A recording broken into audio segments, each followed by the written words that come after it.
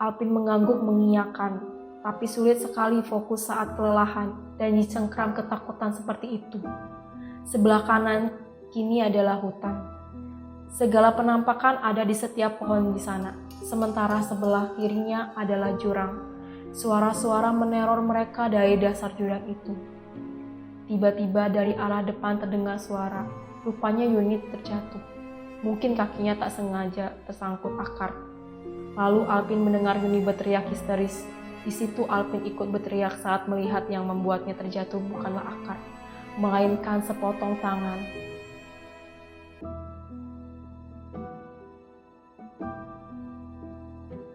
Bang Amran dengan cepat menarik tangan Yuni, memaksanya bergerak. Berikutnya terdengar Ale dan Anes yang berteriak ketakutan di belakang Alpin. Saat Alpin sedang fokus melihat ke bawah menatap kakinya sendiri yang sedang berjalan, tiba-tiba ada sebuah kepala yang menggelinding dan tak sengaja tertendang. Kali ini Alpin yang berteriak dengan kencang. Setiap kali mendengar teman-temannya berteriak, entah apa yang mereka alami, Alpin tak ingin tahu. Penghuni Gunung Dempo ini seakan berkumpul dan bergantian mengganggu mereka. Tampaknya mereka tidak akan membiarkan tenang, walau sekejap. Belum jauh berjalan, kini giliran Alpin yang kembali berteriak karena sebuah tangan menangkapnya dari balik dahan pohon yang menjutai ke jalur. Dengan cepat, Alpin melepaskan diri sambil berteriak dan beristighfar. Dia lihat teman-teman yang lain tak bereaksi, mendengarkan Alpin berteriak. Mereka pastinya juga diteror masing-masing. Lalu, sepasang tangan besar dan hitam mencekam kaki Alpin. Kembali dia berteriak histeris sambil berusaha melepaskan diri. Tapi semakin dia berusaha, cengkraman tangan itu malah semakin kuat, membuatnya semakin histeris. Bang Idan lagi-lagi menjadi dewa penolong Alpin, berlari dan langsung memeluk dan menenangkannya. Tapi cengkraman di kakinya tetap tidak hilang, justru semakin kuat menekan Alpin. Ada tangan bang di kakiku dipegangnya bang. Lalu Bang Idan dan dua teman lainnya berjongkok berusaha melepaskan kaki Alpin. Hampir tak percaya apa yang dia lihat. Yang sedetik lalu adalah sepasang tangan hitam, sekarang ternyata akar pohon yang membelit kaki Alpin. Kemana ceritanya kakimu bisa masuk akar begini? Dia merasa heran karena kaki Alpin terjepit dua akar yang saling mengait. Akhirnya setelah lama berusaha, 3 orang itu berhasil membebaskan kaki Alpin dari akar hitam itu. Setelah kakinya bebas, suara tawa cekikikan menggema di mana-mana. Mereka berpandangan, sorot-sorot mata panik jelas tergambar di mata Alpin dan kawan-kawan. Mereka saling menepuk bahu dan mengangguk mencoba saling menguatkan tanpa kata-kata. Tapi belum jauh mereka berjalan, tiba-tiba Yuni berteriak kencang menyuruh yang lain bertiarap. Tiarap, tiarap. Mereka serempak menjatuhkan diri ke tanah. Hembusan angin yang besar lewat di atas badan mereka, tapi Alpin sama sekali tak melihat apapun. Ada makhluk hitam tadi. Udah Yun, diem dulu, jangan cerita. Makhluk itu mengincar Bang Amran. Bang Amran yang namanya disebut menelan ludah, wajahnya pucat pasi. Kamu pikir begitu Yun? Iya bang, makhluk itu sejak tadi mengikuti kita. Matanya selalu menatap Bang Amran. Dia mengincar Bang Amran. Mereka semua menatap Bang Amran, kemudian saling bertatapan satu sama lain. Raut-raut ketakutan tergambar jelas di wajah mereka. Omongan ini barusan membuat jantung Alpin semakin merasa diremas-remas. Penghuni Dempo bukan cuma berniat mengganggu, tapi berniat menyelakakan mereka. Makhluk itu juga yang tadi menarik kaki Alpin. Tadi aku lihat dia sembunyi di balik pohon. Memang bukan akar kan Yun? Aku juga lihat tangan hitam yang tadi narik kakiku. Tadi aku mau kasih tahu, tapi udah terlambat. Mendengar obrolan Alpin dan Yuni, mereka semua serentak beristighfar dengan pelan. Sudah, jangan dipikirkan. Kita lanjut lagi dan fokus, jangan sampai terpisah. Kita harus cepat, kita pasti selamat. Percayalah, kita punya Tuhan. Mereka tarik nafas panjang untuk menenangkan diri, lalu mulai berjalan lagi. Sambil berjalan, Alpin yang masih penasaran bertanya lagi pada Yuni. Yun, jadi kamu tadi benar, lihat kan yang narik aku? Aku beneran gak bohong tadi itu Yun. Tadi tangan Yun, bukan akar. Iya, makhluk itu tadi Pin. Aku lihat, mau bilang tapi sudah terlambat. Ale yang berjalan di belakang Alpin ikut nimbrung. Kalau aku nggak lihat tangan Pin, tapi aku lihat di atas pohon ada monyet besar banget, matanya merah. Dia mengikuti kita terus, tapi aku nggak berani ngomong, takut dibilang halusinasi. Cukup, nggak usah cerita ini itu. Sekarang fokus aja jalan biar cepat selamat. Berdoa bukan cerita. Mereka bertiga langsung menciut dan kembali jalan. Suara-suara gaib kembali terdengar saat mereka semua diam. Di balik semak-semak, Alpin mendengar suara langkah kaki, tawa, dan tangisan. Kadang suara ranting patah, lalu geraman-geraman yang berat. Namun yang paling mengganggu adalah suara-suara dari jurang yang memanggil setiap nama mereka berulang-ulang. Fokus, yang dipanggil jangan noleh. Bang Idan benar. Mereka yang hanya fokus pada nafas yang mulai habis karena lelah akhirnya tak mendengar suara apapun lagi, baik dari hutan atau dari jurang di kiri mereka. Begitu juga dengan segala penampakan, tiba-tiba hilang begitu saja. Hampir selama setengah jam mereka berjalan dengan tenang, tanpa ada gangguan apapun. Ketika tiba-tiba Anes di belakang Alpin berteriak kencang. Puji Tuhan, puji Tuhan. Tuhan selamatkan kami. Anes histeris, matanya melotot memandang sesuatu di arah depan. Bang Idan dengan sigap memeluk dan langsung mendudukkan Anes yang terus-menerus melotot dan tangannya menuju sesuatu yang tak bisa mereka lihat. Tenang Nes, tenang. Doa menurut keyakinanmu. Mereka semua mengelilingi Anes yang histeris. Tubuhnya menggigil ketakutan. Kenapa Nes? Jangan jalan bang, jangan jalan. Di depan ada harimau bang, sepasang harimau.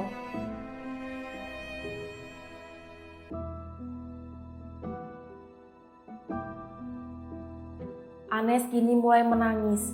Mereka semua menatap ke arah yang ditujukan oleh Anes. Tapi tidak ada apapun, hanya Anes yang bisa melihat harimau yang dimaksud. Di sebelah Anes, Yuni mulai ikut menangis sambil berdoa. Wajah Anes basah oleh peluh, lehernya tampak kaku dengan pandangan lurus ke depan. Ayo Nes, jalan lagi. Jangan bang, jangan, harimau bang.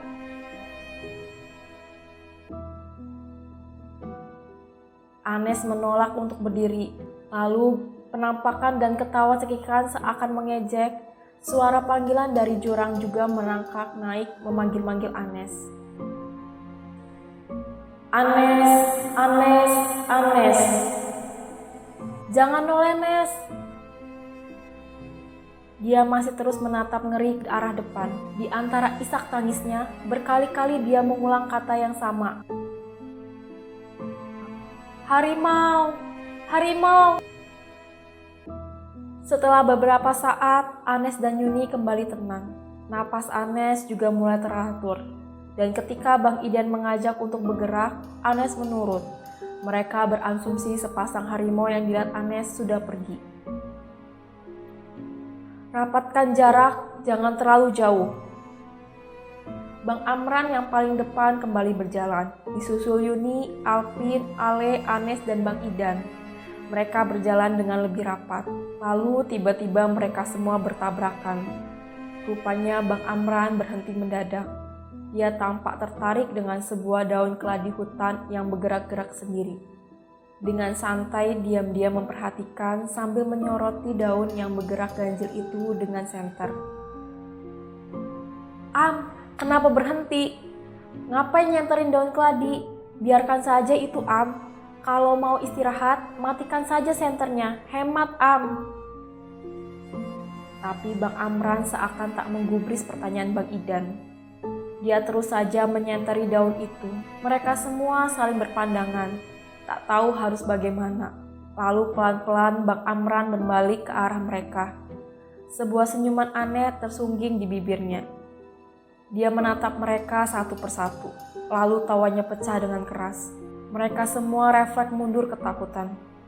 Bang Amran masih terus tertawa terbahak-bahak sambil terus bergantian menatap mereka. Lalu dengan suara keras dia menyanyikan ref sebuah lagu yang sedang ramai diputar di radio. Bang Idan langsung maju, tapi Bang Amran melompat mundur sambil terus bernyanyi dan tertawa.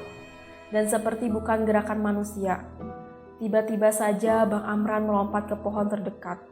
Bang Idan bergerak cepat menariknya dan menenangkannya. Mereka kembali disekam ketakutan dan mulai menangis melihat dua orang yang mereka tuakan sedang bergumul. Ketika akhirnya Bang Amran mulai tenang, mereka berinisiatif membantu memegangi tubuhnya.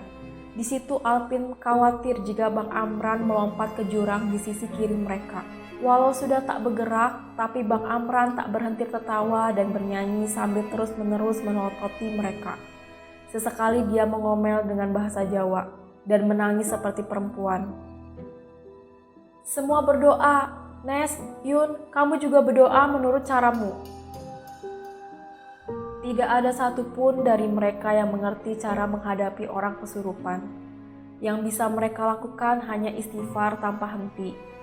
Anes dan Yuni juga mengulang-ulang doa yang sama, memohon pertolongan pada Tuhan.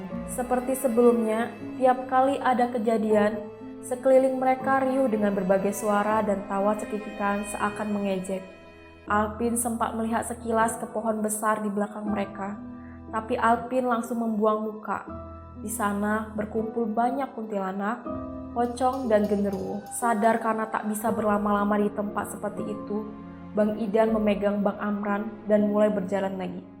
Senter diserahkan pada Anes yang terpaksa berjalan paling belakang. Beberapa kali Bang Amran tersadar dan bertanya pada Bang Idan. Kenapa aku, Dan? Tapi tak lama dia mulai kesurupan lagi. Matanya kembali melotot dan marah-marah menebarkan ancaman bahwa mereka tak akan bisa selamat dari gunung itu. Sesekali dia juga berkata dengan marah, Tinggalkan, kalian harus tinggal di sini.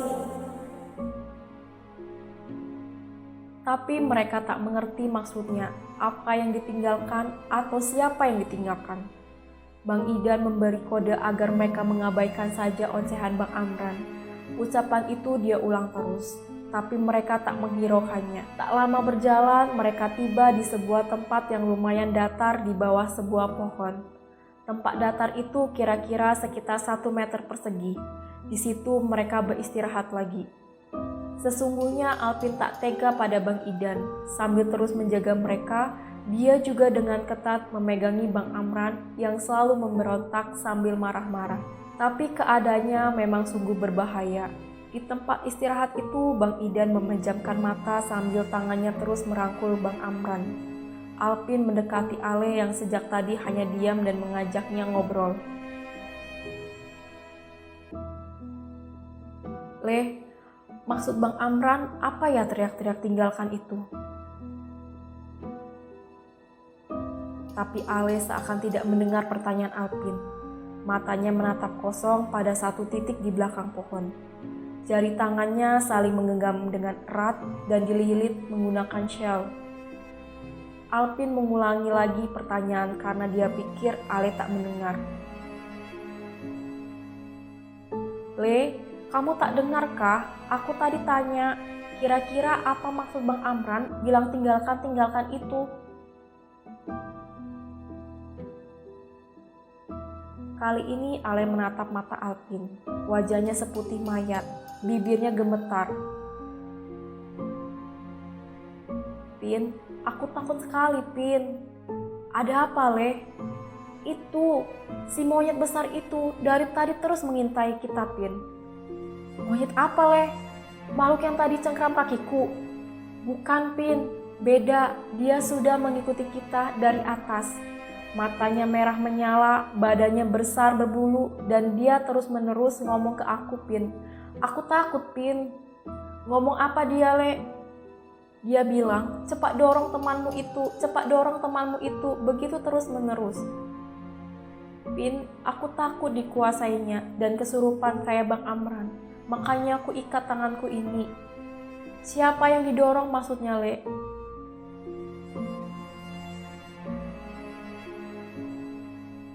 Kamu, Pin.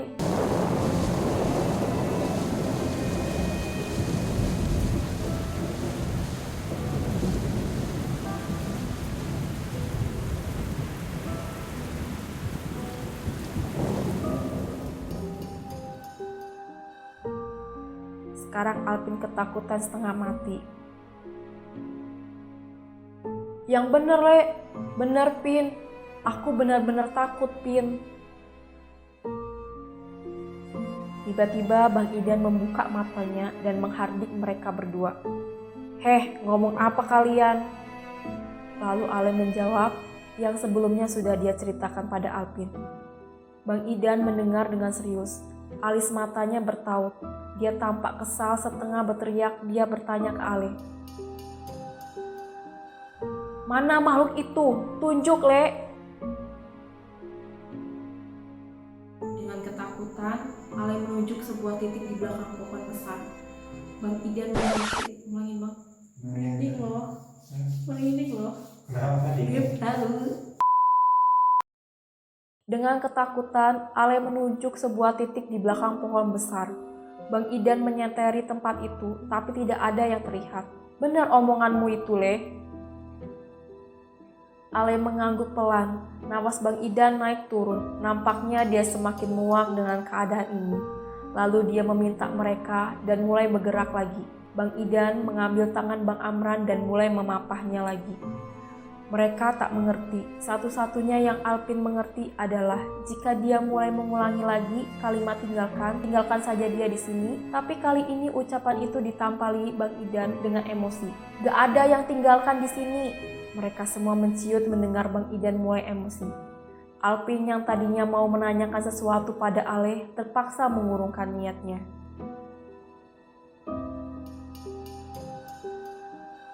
Semakin turun ke bawah, kabut semakin pekat. Mereka kembali merapatkan posisi, khawatir akan terpisah di tengah kabut. Kuntilanak-kuntilanak masih berjajar di pohon-pohon. Alpin berdoa semoga mereka tetap seperti itu dan jangan pernah mendekat. Mereka terus turun dalam diam. Alpin merasa tubuhnya sudah remuk akibat kelelahan, juga lapar dan haus. Setelah berjalan beberapa lama, mereka tiba di sebuah tempat yang lumayan rata di bawah sebuah pohon. Di situ Bang Idan meminta mereka kembali beristirahat. Alpin celingak-celinguk melihat tempat mereka beristirahat, lalu mendekati Bang Idan. Bang, ini bukannya tempat yang tadi ya? Jangan ngawur, kita sudah jalan turun lama tadi, jangan ngawur. Alpin tidak berani membantah Bang Idan, tapi Alpin yakin ini tempat tadi mereka beristirahat. Baru saja Alpin hendak bertanya pada Ale, mereka mendengar Anes berteriak-teriak histeris. Tangannya mengibas-ngibas ke udara. Pergi, pergi, Tuhan, tolong aku, pergi. Mereka semua terperangah melihat Anes dengan panik menepuk-nepuk udara kosong. Nes, ada apa, Nes? Tolong, Pin, aku mau dibawa kuntilanak. Dalam kekalutan itu, Alpin bingung harus bagaimana. Sementara Anes terus nampak bergulat dengan sesuatu yang tak kasat mata, sambil mulutnya terus-menerus meminta pertolongan pada Tuhan. Yuni menangis sambil berdoa, sementara Bang Amran yang masih kemasukan terus saja berteriak, tinggalkan saja, bawa, hahaha. Bang Idan sambil memegangi Bang Amran yang berusaha berontak, berteriak pada mereka. Jangan diam saja, bantu doa. Yuni kembali menangis dan berteriak-teriak dengan histeris. Sementara Ale tiba-tiba saja menjatuhkan diri dan meringkuk dengan tubuh gemetaran. Dengan menyeret Bang Amran bersamanya, Bang Idan mendekati Ale. "Le, kenapa Le?" Di situ Bang Idan bertanya sambil menguncang-uncangkan bahunya. Ale tak bereaksi apa-apa. Tubuhnya malah semakin meringkuk. Tangannya ditangkupkan menutup telinganya dengan erat. Kali ini Bang Idan bertanya lagi sambil sedikit menepuk pipinya. "Le, ada apa Le?" Ale yang tiba-tiba menyadari Bang Idan ada di dekatnya, menjawab dengan suara yang gemetaran karena takut. "Bang, tolong aku Bang." "Ada apa Dek? Bilang sama Abang." "Makhluk hitam berbulu itu Bang, aku takut Bang." "Bilang apa dia?" "Dia suruh aku dorong Alpin Bang." Tangisnya langsung pecah mendengar jawaban Ale. Tubuh Alpin mendadak gemetar hebat. Bang Idan menatap Alpin dan memintanya untuk istighfar. Bang Idan memeluk Ale dan berbicara di telinganya. "Ngucap Dek, istighfar. Kuasai dirimu, jangan lihat makhluk itu. Anggap dia nggak ada, anggap suaranya nggak ada. Dia marah Bang, dia mau makan aku Bang, aku takut Bang." Bang Idan memegang wajah Ale dan menatapnya langsung ke mata. "Kendalikan dirimu Dek, jangan dengarkan perintah siapapun kecuali Abang." Lalu Alpin mendengar Anes yang masih terus bergulat dengan sesuatu yang tak terlihat dan berteriak dengan kencang. Seketika angin seperti berhenti, kekacauan itu hilang begitu saja. Alpin melihat Anes duduk bersimpuh, tangannya tertangkup di dada dan terdengar mengucap syukur. Bersamaan juga, Ale tampak mulai menguasai dirinya lagi. Dia bangkit dengan lemah, mereka mendekati Anes, lalu berpelukan dan saling bertangisan. Hanya Bang Idan yang tetap duduk sambil masih memegang Bang Amran yang sepertinya tertidur. "Kenapa tadi, Nes?" "Kunti dan Pocong Bang, mereka mau bawa aku. Mereka juga bilang mau ambil Alpin, Ale, Yuni dan Abang." Mereka saling berpandangan mendengar ucapan Anes. Bang Idan memperhatikan mereka satu persatu. Kemudian dia melihat ke sekeliling mereka, hutan di kanan dan jurang di kiri mereka. "Pin, kamu pakai kaos dalam kan? Coba kamu buka, Pin." Alpin tak mengerti tapi tidak juga bertanya. Dibuka jaket dan kaosnya, lalu kaos dalam, dan diserahkan pada Bang Idan. Kaos dalam Alpin lalu disangkutkan pada sebuah akar yang mencuat dari gundakan tanah. "Ayo gerak lagi, dengar ya, Abang tegaskan lagi. Fokus saja ke depan, apapun yang kalian lihat, dengar dan rasakan jangan diceritakan. Kita semua lihat, gak usah diceritakan lagi. Abang pun lihat, gak cuman kalian." Di situ Alpin merasa lega. Ternyata Bang Idan pun melihat apa yang dia lihat. Sudah. Pokoknya mulai sekarang saling jaga aja ya. Ingat, di sebelah kiri kita jurang menganga. Jaga temanmu. Dek, kamu liatin Anes, jangan lengah. Kamu juga Nes, doa terus menurut keyakinanmu. Fokus jalan, jangan toleh-toleh.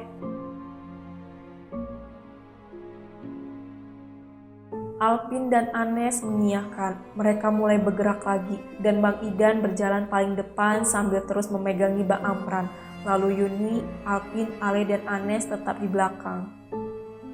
Mulai dari sini gangguan-gangguan semakin meningkat. Tangan-tangan kurus menggapai-gapai dari semak. Kepala yang menggelinding, kuntilanak berkali-kali melintas di depan, kadang di atas kepala mereka. Di suatu waktu, Yuni berteriak meminta tolong. Rupanya rambutnya ditarik oleh kuntilanak yang terbang di atas kepalanya. Lalu terdengar suara Bang Idan berdoa. "Nenek buyut, maafkan kami Nenek buyut. Tolong jangan ganggu kami Nek. Jika kami ada kesalahan, kami minta maaf Nenek buyut." Hampir 1 jam berjalan, mereka sampai di tempat yang tidak asing buat Alpin. Kakinya langsung lemas saat melihat kaos dalam putih tergantung di akar. Itu adalah kaos yang mereka tinggalkan 1 jam yang lalu. Sejak tadi Alpin sudah curiga. kalau mereka hanya jalan berputar-putar. Tapi saat akhirnya terbukti, seluruh tubuhnya langsung terasa lunglai. Bang Idan dan yang lainnya juga melihat kaos itu. Reaksi mereka persis dengan Alpin. Mereka langsung duduk dan menundukkan kepala ke tanah. Alpin merasakan sudah tak sanggup lagi berjalan. Dari sudut mata Alpin, Yuni yang duduk di sebelah Alpin tiba-tiba bertingkah aneh. Dia menjatuhkan diri dan mulai merangkak. Tangannya terlihat mencakar-cakar tanah. Sebelum mereka sadar apa yang terjadi, Yuni mengeluarkan suara auman yang menciutkan nyali. Bulu kuduknya kini menegang, tapi menyadari di depan mereka adalah jurang yang menganga. Dengan cepat, Alpin menangkap Yuni yang sedang mencakar-cakar dahan pohon sambil meraung. Alpin khawatir Yuni yang sedang kerasukan akan melompat ke jurang. Tapi usaha Alpin dipatahkan dengan mudah, hampir tak percaya. Yuni yang bertubuh kecil bisa melempar Alpin begitu saja. Kedua temannya yang lain, Ale dan Anes, membantu. Tapi kembali mereka dibanting begitu saja. Kemudian secara bersamaan mereka bergerak dan menangkap Yuni. Alpin dan Ale yang memegangi tangan kanan dan kiri Yuni dibanting ke sana sini dengan mudah. Tapi mereka masih terus menolak melepaskan. Anes yang memegangi Yuni dari belakang juga tak luput dari amukan Yuni. Terdengar suara Bang Idan mengibah memohon maaf. "Nenek buyut, maafkan kami, Nek. Tolonglah kami, Nenek Setu." Yuni menatap mata Bang Idan lekat, lalu perlahan menjadi tenang. Dia tak lagi mengamuk dan bergerak liar, tapi geraman-geraman mirip harimau masih terus terdengar di mulutnya. Begitupun yang terjadi pada Bang Amran. Dia pun mendadak menjadi tenang. Matanya tertutup. Alpin mengucapkan syukur dalam hati. Kulihat Bang Idan menarik nafas panjang beberapa kali. Dia tampak sudah sangat kelelahan. Alpin berdoa semoga Allah melindungi mereka. Terutama Bang Idan. Jika Bang Idan ikut kesurupan, mereka semua tamat. "Dek, Le, Nes, masih kuat kalian?" "Kuat Bang, aku jaga Amran. Bisa kalian jaga Yuni? Jangan sampai dia berontak dan lari ke jurang." "Bisa Bang, kami akan jaga."